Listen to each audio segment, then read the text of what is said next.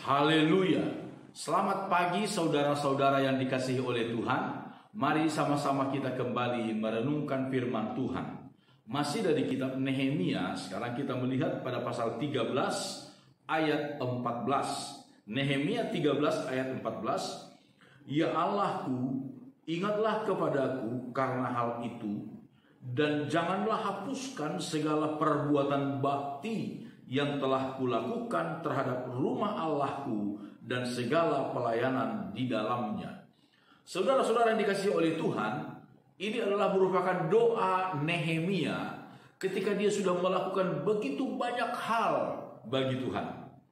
Saudara, setiap apa yang kita lakukan bagi Tuhan akan mendapatkan balasan dari Tuhan. Apapun yang kita kerjakan bagi Tuhan, apakah itu dilihat orang atau tidak dilihat oleh orang lain, lebih baik lagi tidak dipedulikan oleh orang lain, tapi kita lakukan itu sebagai tanda cinta kasih kita kepada Tuhan, itu pasti akan mendapatkan perhatian dan balasan dari Tuhan. Itulah yang ingin dinyatakan oleh Nehemia di sini. Ketika dia sudah melakukan banyak hal, pekerjaan-pekerjaan untuk kebaikan pelayanan rumah Allah dan orang-orang Yahudi pada masa itu, dia berkata, ingatlah perbuatan bakti yang telah kulakukan terhadap rumah Allahku. Di dalam perjanjian baru kita menemukan seorang yang bernama Kornelius dalam Kisah Para Rasul pasal 10. Dia adalah orang di luar bangsa Yahudi, tetapi dia mempunyai hati yang begitu mengasihi bangsa Yahudi, umat kepunyaan Tuhan, umat Allah. Dia begitu sering membantu mereka, bersedekah untuk mereka. Dan pada satu waktu, apa yang terjadi kepada Kornelius? Kisah Para Rasul pasal 10 ayat yang keempat. Ia menatap malaikat itu, Kornelius menatap malaikat itu, dan dengan takut ia berkata, ada apa Tuhan? Jawab malaikat itu, semua doamu dan sedekahmu telah naik ke hadirat Allah, dan Allah mengingat engkau. Kornelius, tanpa dia duga-duga, rupanya setiap doanya kepada Allah, dia sekali lagi bukan orang Yahudi, tetapi dia penganut agama Yahudi, dan dia suka bersedekah, membantu umat Allah.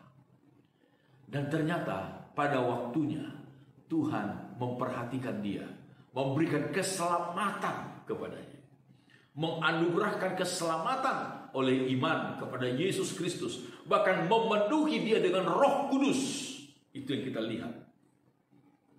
Sehingga nasihat Paulus, firman Tuhan kepada jemaat di Korintus, 1 Korintus 15 ayat 58. Karena itu saudara-saudaraku yang kekasih, berdirilah teguh, jangan goyah, dan giatlah selalu dalam pekerjaan Tuhan, sebab kamu tahu bahwa dalam persekutuan dengan Tuhan, jerih payahmu tidak sia-sia. Haleluya. Berdirilah teguh, jangan goyah, jangan mau dipengaruhi oleh situasi, kondisi, atau orang lain. Giat selalu dalam pekerjaan Tuhan. Seperti Nehemia, dia begitu giat, banyak berjerih lelah, banyak menghadapi ancaman-ancaman. Dan firman Tuhan berkata, kamu tahu, dalam persekutuan dengan Tuhan, jerih lelahmu tidak akan sia-sia.